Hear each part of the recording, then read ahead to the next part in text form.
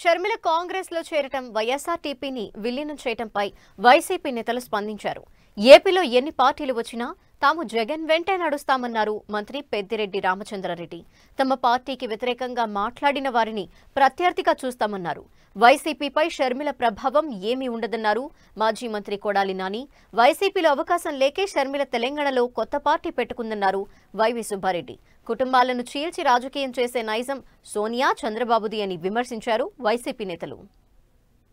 Congress party వచ్చినా పోయినా, కాంగ్రెస్ పార్టీలో ఎవరు చేరినా ఎవరు చేరకపోయినా, అదేవిధంగా తెలుగుదేశం పార్టీలో ఎవరు చేరినా ఎవరు చేరకపోయినా, చంద్రబాబు కాకపోతే ఇంకొక నాయకుడు తెలుగుదేశం పార్టీకి వచ్చినా కూడా మా నాయకుడు జగన్మోహన్ రెడ్డి గారు, మా నాయకుడికి మద్దతుగా నిలుస్తాం తప్ప వేరే ఆలోచన మేము చేయాల్సిన అవసరం లేదు. మీకు మూకుమ్మడిగా జగన్మోహన్ రెడ్డి గారి మీద ధ్వజమెత్తారు.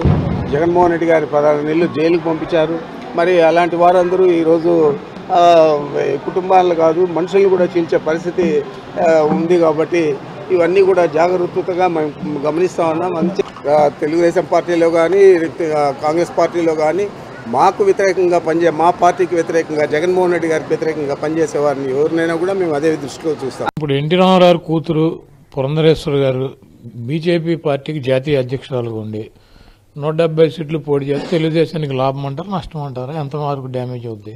అలాగే ఇప్పుడు ఎన్టీ రామారావు కూతురు జాతీయ పార్టీ బీజేపీలో ఉంటే అక్కడ ప్రభావం చూపించినప్పుడు ఇక్కడ మాత్రం ఏం ప్రభావం చూస్తుంది? దానివల్ల ఎంత డ్యామేజ్ తెలుగుదేశానికి ఉంటుందో ఈ పార్టీ వలన, ఈ అధ్యక్షురాలు వలన మా పార్టీకి అంతే డ్యామేజ్ ఉంటుంది. రకరకాల వ్యక్తిగత అభిప్రాయాలు ఉంటాయి. వాళ్ళకి రాజకీయ ఇది ఉండాలని ఉంటుంది. అది ఇక్కడ మన పార్టీలో అవకాశం లేకపోయిన పరిస్థితులు ఉన్నాయి. కాబట్టి లోగడ చెమ్మలమ్మ గారు తెలంగాణ పార్టీలో పోయి తెలంగాణ ప్రజలకు అండగా నిలబడతానికి పోయారు. అక్కడ ఉన్న రాజకీయ పరిస్థితులను బట్టి ఆమె తీసుకున్న నిర్ణయం. దానికి మన పార్టీకి దీనికి ఎటువంటి సంబంధం